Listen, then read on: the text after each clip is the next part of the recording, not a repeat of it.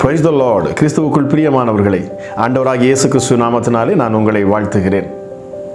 இந்த பிப்ரவரி மாத வாக்குத்தத்தமாக கர்த்தர் நம்மோடு கூட பேசுகிற வார்த்தையானது செப்பனியா 3ஆம் அதிகாரம் 15ஆம் வசனம். கர்த்தர் உன் ஆக்கினைகளை அகற்றி உன் சத்துருக்களை விலக்கினார். இஸ்ரவேலின் ராஜாவாகிய கர்த்தர் உன் நடுவிலே இருக்கிறார். இனி தீங்கை காணாதிருப்பாய்.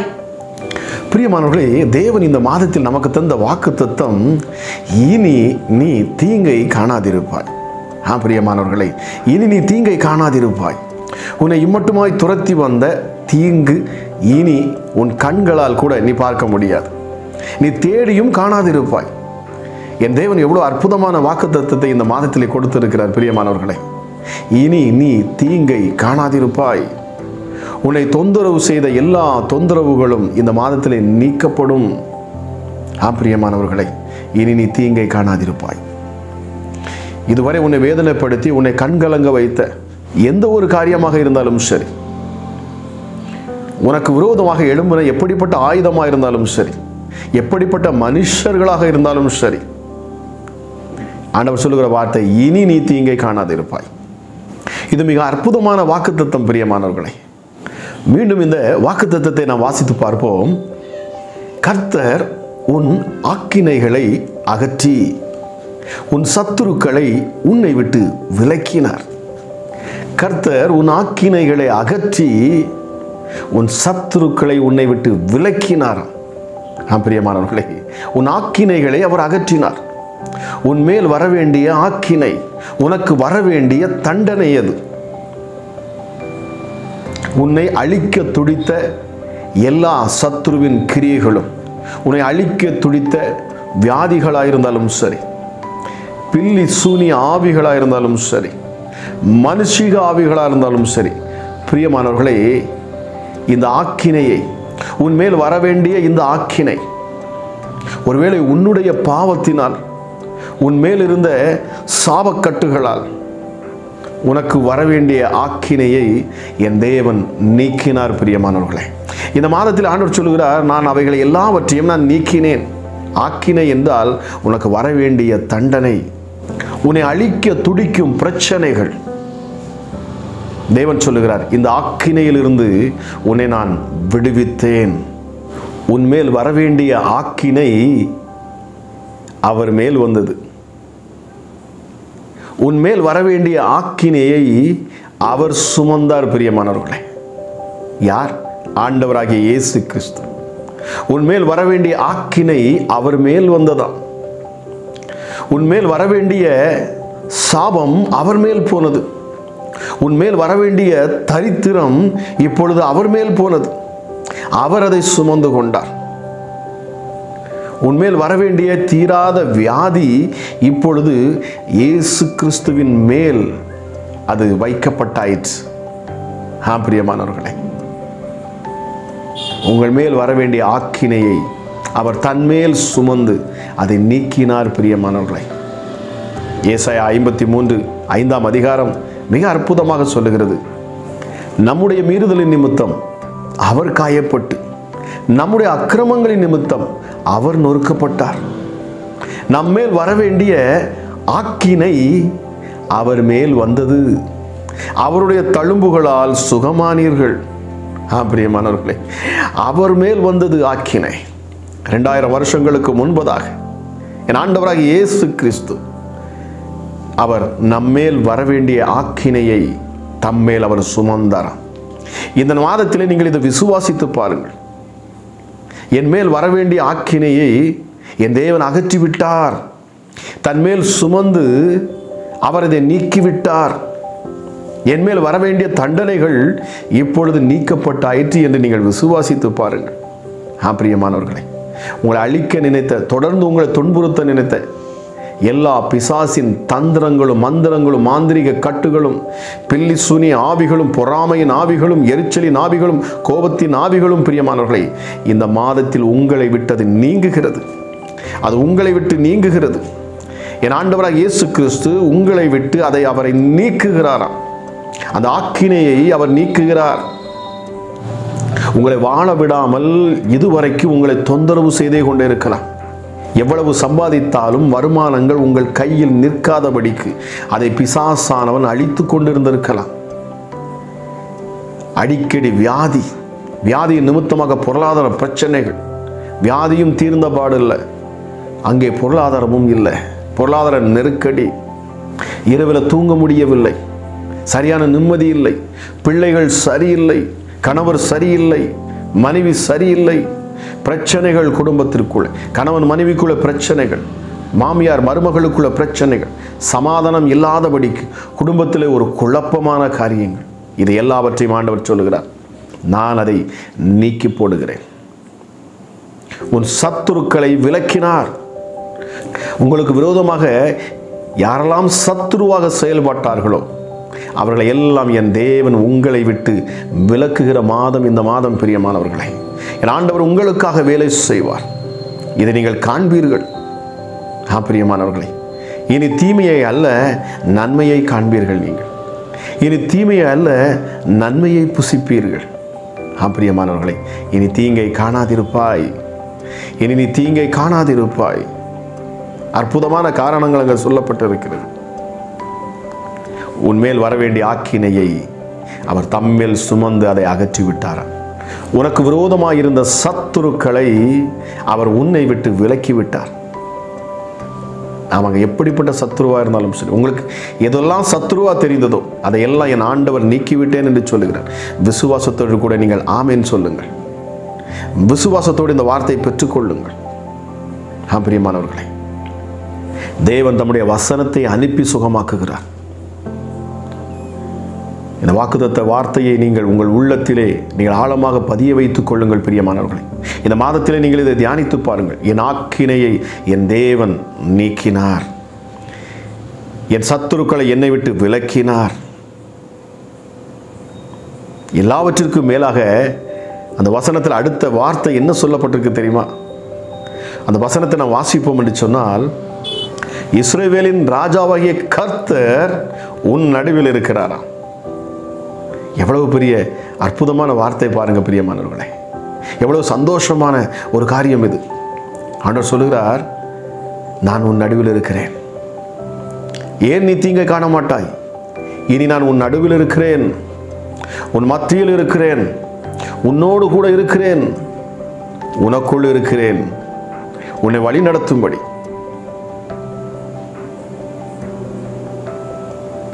இனி நான் உன்னை விட்டு தூரம் போக மாட்டேன்.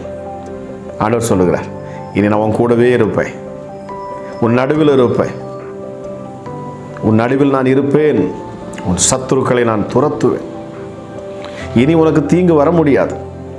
தேவன் ஒரு மனிதனோடு கூட இருப்பார் என்று சொன்னால் அவனுக்கு எப்படி இனி தீங்கு வர முடியும்? ஆகவே தான் ஆண்டவர் சொல்லுகிறார், இனி தீங்கை நீ காணாதிருப்பாய். இதுவரைக்கும் நீப்பட்ட கஷ்டங்கள் போதும். ஆண்டவர் சொல்லுகிறார், இதுவரைக்கும் நீப்பட்ட கஷ்டங்கள் போதும், நீப்பட்ட வேதனைகள் போதும், நீப்பட்ட அவமானங்கள் போதும். இனி நீ தீங்கை காணாதிருப்பாய். காரணம், நான் உன் மத்தியில் வாசமாயிருக்கிறேன், நான் உன் நடுவில் இருக்கிறேன் என்று ஆண்டவர் சொல்லுகிறார். எங்கே 2-3 பேர் என் நாமத்தின் நிமித்தம் கூடுவார்களோ, அப்படி அவருடைய நாமத்தை சொல்லி அமர்ந்திருப்பார்களோ, அவர்கள் மத்தியில் வாசம் பண்ணுகிற தேவன் அவர். அப்படி என்றால் நாம் என்ன செய்ய வேண்டும்? நாம் கணவன் மனைவியாய் இணைந்து ஜெபிக்க வேண்டும். குடும்பத்திலே குடும்பமாய் அமர்ந்து ஜெபிக்க வேண்டும்.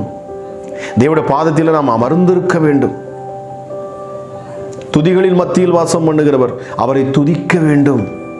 நாம் அவரை ஆராதிக்கிற பொழுது, அவருடைய நாமத்தை மகிமைப்படுத்துகிற பொழுது அவர் அந்த இடத்துல இறங்குவார். என் நாமத்தை பிரஸ்தாபப்படுத்துகிற எந்த ஸ்தானத்திலும் நான் இறங்கி வந்து ஆசீர்வதிக்கிறேன் தெய்வன் என்று சொல்லியிருக்கிறார். பிரியமானவர்களே, உங்கள் மத்தியிலே அவர் வாசம் செய்வார். உங்கள் மத்தியிலே அவர் உலாவுகிற தேவன். இஸ்ரவேலின் ராஜாவாகிய கர்த்தர் உன் நடுவில் இருக்கிறார், உன் நடுவில் இருக்கிறார். இனி நீ பயப்பட வேண்டிய அவசியம் இல்லை. உங்கள் இதயம் கலங்காதிருப்பதாக. இனி நீங்கள் பயப்பட வேண்டிய அவசியம் இல்லை. என் தேவனாகிய கர்த்தர் சொல்லுகிறார், நான் உன் நடுவில் இருக்கிறேன், நான் உன் நடுவில் இருக்கிறேன். பிரியமானவர்களே, தேவனுடைய விருப்பம் என்ன தெரியுமா? தம் ஜனங்களுடைய மத்தியில் இருக்கணும் என்பதுதான். தன் ஜனங்களோடு கூட இருக்க வேண்டும் என்பதுதான் அவருடைய விருப்பமே. பிரியமானவர்களே, இந்த விருப்பம் இன்று இல்லை. இந்த விருப்பம் தேவனுக்கு அனாதியாக இருந்தது. ஆதாம் ஏவாளை படைத்ததிலிருந்தே இருந்தது. அவர்கள் இருவர் மத்தியில் தேவன் இருக்க வேண்டும் என்று அவர் விரும்பினார். பிரியமானவர்களே, ஆனால் பிசாசினுடைய தந்திரத்திலே சிக்கினபடினாலே மனிதன் தேவனை விட்டு பிரிந்தான். ஆனால் தேவனுடைய விருப்பம் என்ன தெரியுமா? இஸ்ரவேல் ஜனங்களை அழைத்து வந்ததற்கு பிற்பாடு கூட தேவன் சொல்ல, நான் உங்கள் மத்தியில் இருக்கிறேன், நான் உங்கள் நடுவில் இருக்கிறேன். அவருடைய விருப்பமே அதுதான் பிரியமானவர்களே. ஆகவேதான் லேவியராகமம் 26:12 எடுத்து வாசித்து பாருங்கள். அங்கே ஆண்டவர் சொல்லுகிறார், நான் உங்கள் நடுவிலே உலாவி உங்கள் தேவனாயிருப்பேன், நீங்கள் என் ஜனமாயிருப்பீர்கள். நம்முடைய மத்தியில் அவர் உலாவ அவர் ஆசைப்படுகிறவர். எப்படி ஆதாம் ஏவாளை படைத்த பொழுது அவர் அவர்களோடு கூட அவர் உலாவினாரோ, அதுபோலவே என் ஆண்டோடைய விருப்பம் தம்முடைய பிள்ளைகளோடு கூட அவர் உலாவ வேண்டும், அவர்கள் மத்தியிலே வாசம் செய்ய வேண்டும், அவர்களோடு அவர் இணைந்து இருக்க வேண்டும். நம்மோடு அவர் இணைந்து இருக்கிற அவர் ஆசைப்படுகிற தெய்வம், நம்மோடு உறவில் ஐக்கியமாக இருக்கிற விரும்பக்கூடிய ஒரு நல்ல தெய்வம். பிரியமானவர்களே, அவர் நம் மத்தியிலே உலாவுகிற தேவனாக இருக்கிறாராம். அவருடைய விருப்பத்தை பார்த்தீங்களா? நான் உங்கள் மத்தியிலே நான் உலாவுவேன், நான் உங்கள் தேவனாயிருப்பேன், நீங்கள் என் ஜனமாயிருப்பீர்கள். 1 ராஜாக்கள் 6ஆம் அதிகாரத்தை எடுத்து வாசித்து பாருங்கள். சாலமோன் தேவாலயத்தை கட்டி முடிக்கிறான். இப்பொழுது ஆண்டவர் அங்கே வந்து சொல்லுகிறார். அவர் என்ன சொல்லுகிறார் தெரியுமா? 13ஆம் வசனத்தை வாசிப்போமா? இஸ்ரவேல் புத்திரர் நடுவிலே வாசம் பண்ணி என் ஜனமாகிய இஸ்ரவேலை கைவிடாதிருப்பேன். இஸ்ரவேல் புத்திரர் நடுவிலே நான் வாசம் பண்ணி என் ஜனமாகிய இஸ்ரவேலை நான் கைவிடாதிருப்பேன். பிரியமானவர்களே, அங்கே அவன் பலியிடுகிறான். இந்த தேவன் அந்த ஆலயத்திலே தங்குவதற்காக இந்த சாலமோன் அவன் பலியிடுகிறானா. 20,000 மாடுகள் அங்கே பலியிடப்பட்டது. 1,20,000 ஆடுகள் பலியிடப்பட்டது. யோசித்து பாருங்கள், அங்கே தெருக்கள் எல்லாம் இரத்த வெள்ளமாக ஓடினது. அந்த ஊர் முழுவதுமாக இரத்த வெள்ளமாக இருந்தது. அத்தனை மாடு ஆடுகள் அங்கே பலியிடப்பட்டது. பிரியமானவர்களே, தேவன் அங்கே வாசம் பண்ண வேண்டும் என்பதற்காக, தேவன் அந்த ஆலயத்தில் வாசம் பண்ண வேண்டும் என்பதற்காக. ஆனால் உங்களுக்கு ஒன்று தெரியுமா? நம்முடைய ஆண்டவராக இயேசு கிறிஸ்து இரட்சகர் கல்வாரி சிலுவையிலே அவர் இரத்தம் சிந்தினார். ஒட்டுமொத்த உலகத்தையும் அவர் தன்வசப்படுத்தினார். எல்லோரையும் அவர் மீட்டு கொண்டார். பிரியமானவர்களே, அவருடைய இரத்தம் சாலமோன் பலியிட்ட எல்லா மாடுகளும் ஆடுகளை காட்டிலும், அந்த இரத்தத்தை காட்டிலும் விலையேறப்பட்ட இரத்தமாக, லட்சக்கணக்கான ஆடுகள் மாடுகள் அடிக்கப்பட்டாலும் அதன் இரத்தத்தை காட்டிலும் விலையேறப்பட்ட இரத்தமாகிய இயேசு கிறிஸ்துவின் இரத்தம் நம்மை முற்றிலுமாக நம்மை மீட்டு எடுத்தது. பிரியமானவர்களே, நம்முடைய ஆக்கினையை முற்றிலுமாக அதை நீக்கிற்று. இப்பொழுது தேவன் நம் மத்தியிலே அவர் வாசம் செய்வாராம். இப்பொழுது அந்த ஆலயத்திற்காக இரத்தம் சிந்தப்பட்டதை காட்டிலும் இயேசு கிறிஸ்து தன் சரீரத்துள்ள இரத்தத்தை சிந்தினபடினாலே இப்பொழுது ஆலயமாகிய உங்கள் சரீரத்திலே தேவன் வாசமாயிருக்கிறாராம். பிரியமானவர்களே, ஆண்டவராக இயேசு கிறிஸ்து சிந்தின அந்த விலையேறப்பெற்ற இரத்தத்தின் நிமித்தமாக உங்கள் பாவங்கள் உங்கள் அக்கிரமங்கள் எல்லாம் கழுவப்பட்டு எல்லாம் நீக்கப்பட்டாயிற்று. உங்கள் மேலிருந்த ஆக்கினைகள் நீக்கப்பட்டாயிற்று. உங்கள் மேலிருந்த தரித்திரம் நீக்கப்பட்டாயிற்று. உங்கள் மேலிருந்த வியாதிகள் நீக்கப்பட்டாயிற்று. உங்களை அழிக்க நினைக்கிற பொருளாதார பிரச்சனைகள் நீக்கப்பட்டாயிற்று. பிரியமானவர்களே, சிலுவையிலேயே அவர் நீங்கள் ஐஸ்வர்யவான்களாய் இருக்கும்படிக்காக, ஐஸ்வர்யவானாய் இருந்த தேவன் அவர் தரித்திரரானார் என்று சொல்லப்பட்டிருக்கிறது. நம்முடைய சரீரத்திலே வியாதிகள் இருக்கக்கூடாது என்பதற்காக அவர் தம்முடைய சரீரத்திலே அவர் காயங்களை ஏற்றுக்கொண்டார். பிரியமானவர்களே, தம்முடைய சரீரத்தை கிழிக்கும்படியாக பிக்கும்படியாக அவர் ஒப்புக் கொடுத்தார். விலையேறப்பெற்ற ஆட்டுக்குட்டி, இந்த ஒரு ஆட்டுக்குட்டியின் இரத்தம் ஒட்டுமொத்த உலகத்தையும் அது மீட்டு ரட்சித்தது. பிரியமானவர்களே, இந்த இரத்தம் சிந்தப்பட்டு உங்களை பரிசுத்தப்படுத்தி உங்களை நீதிமானாய் மாற்றி வல்லமையுள்ள பரிசுத்த ஆவியானவர், அதாவது வல்லமையுள்ள பிதாவாகிய தேவன் தங்கும் ஆலயமாக இப்பொழுது நாம் இருக்கிறோம். நீங்கள் இருக்கிறீர்கள். பிரியமானவர்களே, தேவன் ஆவியாய் இருக்கிறார். அவர் உங்களுக்குள் இப்பொழுது வாசமாய் இருக்கிறாராம். ஆலயமாகிய நீங்கள் விசேஷித்தவர்கள் பிரியமானவர்களே, இப்பொழுது சொல்லுங்கள், நீங்கள் தீங்கை காண மாட்டீர்கள். காரணம், அவர் உங்களுக்குள் வாசமாயிருக்கிறார். பிரியமானவர்களே, பழைய ஏற்பாட்டிலே அவர் உங்கள் நடுவிலே வாசமாய் இருக்கிறேன் என்று சொன்னார். உங்கள் நடுவிலே நான் வாசமாய் இருப்பேன், உங்கள் நடுவிலே நான் உலாவுவேன் என்று சொன்னார். ஆனால் புதிய ஏற்பாட்டிலே இயேசு கிறிஸ்துவின் ரத்தம் சிந்தப்பட்டதற்கு பிற்பாடு இப்பொழுது பரிசுத்த ஆவியானவர், பிதாவாகிய தேவன், ஆண்டவராகிய இயேசு கிறிஸ்துவின் இரட்சகர் உங்களுக்குள் வாசமாயிருக்கிறார். அவர் உங்களுக்குள் வாசமாயிருக்கிறார். இப்பொழுது எப்படி உங்கள் மேல் தீங்கு வரும்? இப்பொழுது எப்படி நீங்கள் தீமையை சந்திப்பீர்கள்? பிரியமானவர்களே, இதை விசுவாசியுங்கள். இந்த மாதத்தில் தேவன் கொடுத்த வார்த்தையை விசுவாசியுங்கள். அவர் உங்களுக்குள் வாசமாயிருக்கிறார். இனி நீங்கள் தீமையை காண மாட்டீர்கள். அவர் உங்களுக்குள் வாசமாயிருக்கிறார். பிரியமானவர்களே, அவர் உங்கள் நடுவில் அல்ல, இப்பொழுது உங்களுக்குள் அவர் வாசமாயிருக்கிறார். ஆகவே பயப்படாதிருங்கள், எதை கண்டு பயப்படாதிருங்கள். உங்கள் இதயம் கலங்காது இருக்கட்டும். ஒன்றும் உங்களை மேற்கொள்ள முடியாது. பிரியமானவர்களே, உன் பக்கத்தில் 1000, உன் வலது பக்கத்தில் 10,000 விழுந்தாலும் அது உன்னை சேதப்படுத்தாது. மாறாக நீ சிங்கத்தின் மேலும் எரியன் பாம்பின் மேலும் நீ நடந்து செல்லுவாய், வலு சொற்பத்தையும் பால சிங்கத்தையும் நீ மிதித்து போடுவாய். காரணம், உனக்குள் இருக்கிறவர் இந்த உலகத்தில் இருப்பவர்களும் அவர் பெரியவராயிருக்கிறார். பிரியமானவர்களே, உனக்குள் இருக்கிறவர் பெரியவர். அவர் சர்வ வல்லவர், சகலத்தையும் படைத்தவர், சர்வ வியாபியவர். அவர் உங்களுக்குள் வாசமாயிருக்கிறார். இனி நீங்கள் தீங்கை காண மாட்டீர்கள். பிரியமானவர்களே, இந்த வார்த்தையை நீங்கள் அங்கீகரியுங்கள், இதை விசுவாசியுங்கள்.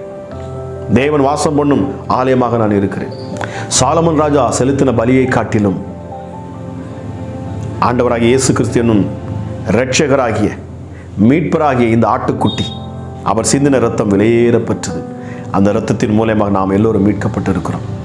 பிரியமானவர்களே, இனி சத்துருக்கள் உங்களை நெருங்க முடியாது, வியாதி உங்களை நெருங்க முடியாது, பிசாசுகள் உங்களை நெருங்க முடியாது, தரித்திரம் உங்களை நெருங்க முடியாது, உங்கள் வாழ்க்கையில் கண்ணீர் இருக்க முடியாது, உங்கள் வாழ்க்கையில் கவலைகள் இருக்க முடியாது. பிரியமானவர்களே, காரணம், தேவன் உங்களுக்குள் வாசமாயிருக்கிறார். அவர் உங்கள் நடுவில் அல்ல, உங்களுக்குள் வாசமாயிருக்கிறார். நீங்கள் அதான் அந்த ஆலயம், உங்கள் சரீரமே ஆலயம். உங்களுக்குள் வாசமாயிருக்கிற இந்த தேவனை இருக பற்றி பிடித்துக் கொள்ளுங்கள். பிரியமானவர்களே, இந்த மாதத்தில் நீங்கள் பெரிய அற்புதங்களை பார்ப்பீர்கள். உங்கள் சூழ்நிலைகளை என் தேவன் மாற்றுவார். உங்கள் தரித்திரங்கள் மாறும். நீ விசுவாசித்தால் தேவனுடைய மகிமையை காண்பாய். ஜெபிக்கலாமா? எங்கள் அன்பின் பரலோக தகப்பனே, இந்த மாதத்தில் நீர் கொடுத்த வார்த்தைகளுக்காக நன்றி செலுத்துகிறேன் அப்பா. கிருபையும் இரக்கமுள்ள தெய்வமே, எசப்பா, நீர் எவ்வளவு நல்லவர் சுவாமி. எங்களுக்காக அடிக்கப்பட்டீர், எங்களுக்காக நொறுக்கப்பட்டீர். எங்கள் மேல் வரவேண்டிய ஆக்கினை உங்கள் மேலே வந்தது சுவாமி. அமராஜா, காரணம், நாங்கள் தீமையை காணக்கூடாது என்பதற்காக. எப்படி ஒரு தகப்பன் தன் பிள்ளைக்கு எந்த தீங்கும் வரக்கூடாது என்பதற்காக எப்படி அவன் தன்னையே கொடுத்து தன் பிள்ளையை காப்பாற்றுகிறானோ, அதுபோல ஒட்டுமொத்த உலகத்தின் ஜனங்களையும் நீர் மீட்கும்படியாக இரட்சகராய் மீட்பராய் இந்த பூமிக்கு வந்தீங்களேப்பா. அதற்காக நன்றி செலுத்துகிறேன் சுவாமி. இந்த மாதத்திலும் இந்த வார்த்தை கேட்ட ஒவ்வொரு பிள்ளையுடைய வாழ்க்கையிலும் இனி அவர்கள் தீங்கை காணாதபடிக்கு, அமராஜா, வெள்ளம் போல சத்துருக்கள் வந்தாலும் ஜெயக்கொடியை ஏற்றக்கூடிய பரிசுத்த ஆவியானவர் ஒவ்வொரு சரீரத்திலும் இருக்கிறபடினாலே, சரீரமாகிய இந்த ஆலயத்தில் அவர்கள் வாசம் செய்கிறபடினாலே, இனி தீமையை நீ காணாதிருப்பாய். இனி தீங்கை நீ காணாதிருப்பாய். இனி தீமை உன் வாசல் படியில் இருக்காது. இனி சத்ருவானவன் உன் அருகில் நிற்க முடியாது. காரணம், உனக்குள் ஒருவர் வாசமாயிருக்கிறார். உன் நடுவில் அல்ல, இப்பொழுது உனக்குள் அவர் வாசமாயிருக்கிறார். எசப்பா, அற்புதமான வார்த்தையை கொடுத்தீங்க. இதை கேட்டுக்கொண்டிருக்கிற ஒவ்வொரு பிள்ளைகள் மேலும் தேவ வல்லமை இந்த மாதத்தின் முதல் நாளிலே இறங்கட்டும் சுவாமி. ஆமாராஜா, தேவ பிரசன்னம் நம்முடைய பிள்ளைகளை ஆளுகை செய்யட்டும். ராஜ்யத்தின் வல்லமைகள் செயல்படட்டும். பிசாசின் கிரியைகள் முற்றிலுமாக அழிக்கப்பட்டு போகட்டும் அப்பா. வல்லமையுள்ள தெய்வமே, ஒருவன் என்னிலும் என் வார்த்தை அவனிலும் நிலைத்து இருந்தால் அவன் கேட்டுக்கொள்வது எதுவோ அவனுக்கு கொடுக்கப்படும் என்று சொன்ன வார்த்தையின்படி, அமராஜா, இப்பொழுது உம்மிடத்தில் கேட்கிற உம்முடைய பிள்ளைகளுக்கு நீர் ஆசீர்வாதத்தை அள்ளி கொடுப்பீராகப்பா. வேதனையோடும் கண்ணீரோடும் ஜெபித்துக் கொண்டு இருப்பார்கள் என்று சொன்னார். அந்த கண்ணீரை நீர் மாற்றுவீராக. பிசாசின் போராட்டத்தில் நெருக்கப்பட்டு இருப்பார்கள் என்று சொன்னார். அந்த நெருக்கத்திலிருந்தும் அந்த பயத்திலிருந்தும் நம்முடைய பிள்ளைகளை நீர் விடுவிப்பீராக. Yes daddy. அமராஜ், மனுஷர்கள் மனுஷிக ஆவிகள் வேதனைப்படுத்துவார்கள் என்று சொன்னார். அந்த சத்துருக்களை நீர் நீக்குவீரப்பா. அமராஜா, இயேசுவே, கேட்ட ஒவ்வொரு பிள்ளைகளையும் ஆசீர்வதிப்பீராக. இந்த மாதம் அற்புதமான மாதமாக இருக்கட்டும் சுவாமி. ஒரு தீங்கும் இனி உம்முடைய பிள்ளைகளை தொடாதபடிக்கு நீர் வேலி அடைத்து பாதுகாப்பீராக. அமராஜா, மகத்துவமுள்ள தெய்வமே, தொட்டு சுகமாக்குகிற தெய்வமே, இந்த நேரத்திலும் இதை கேட்கிற ஒவ்வொரு பிள்ளைகளையும் உம்முடைய கரம் தொடட்டும். எஸ்டடி பலவீனங்கள் பலமானாய் மாறட்டும், பலவீனர்கள் பலவான்களாய் மாறுவார்களாக. அமராஜா, வியாதிகள் மறைந்து போகட்டும், வலிகள் நீங்கி போகட்டும், இதய நோய் முற்றிலுமாக நீங்கி போகட்டும். அமராஜா இயேசுவே, எப்படிப்பட்ட இரத்தத்தில் உள்ள நோய்களாக இருந்தாலும் சரி, எப்படிப்பட்ட வியாதிகளாக இருந்தாலும் சரி, இப்பொழுதே உம்முடைய தழும்புகளால் சுகம் உண்டாகட்டும். அமராஜா எஸ்டடி, எங்கள் மேல் வர வேண்டிய ஆக்கினை உங்கள் மேலே வந்ததுப்பா. உம்முடைய தழும்புகளால் சுகமானோம் என்கிற வார்த்தையின்படி கேட்கிற ஒவ்வொரு பிள்ளைகளும் சுகமாக்கப்படட்டும் அப்பா. அமராஜா, உம்முடைய தழும்புகளால் சுகம் உண்டாகட்டும் இயேசுவின் நாமத்தினாலே. மகத்துவமுள்ள தெய்வமே, பிள்ளைகளை சுற்றி நீர் வேலை அடைத்து பாதுகாத்தாளுங்க. கழுகு எப்படி தன் குஞ்சுகள் மேல் அசைவாடி தன் சட்டைகளின் மேல் வைத்து எப்படி அது பறந்து செல்லுகிறதோ, அதுபோல் உம்முடைய பிள்ளைகளை நீர் பாதுகாத்து வழிநடத்துவீராக. ஆசீர்வதிங்க, பலப்படுத்துங்க. இயேசு கிறிஸ்துவின் நாமத்தில் ஜெபிக்கிறேன். ஜெபம் கேளும் ஜீவனுள்ள நல்ல பிதாவே. ஆமேன், ஆமேன். இயேசுவே, உங்க இரத்தத்தில் வல்லமை உள்ளது. இயேசுவே, உங்க இரத்தத்தில் மகிமை உள்ளது. இயேசுவே, உங்க இரத்தத்தில் வல்லமை உள்ளது. இயேசுவே, உங்க இரத்தத்தில் மகிமை உள்ளது. உங்க இரத்தம்தான் என் பாவம் கழுவும். உங்க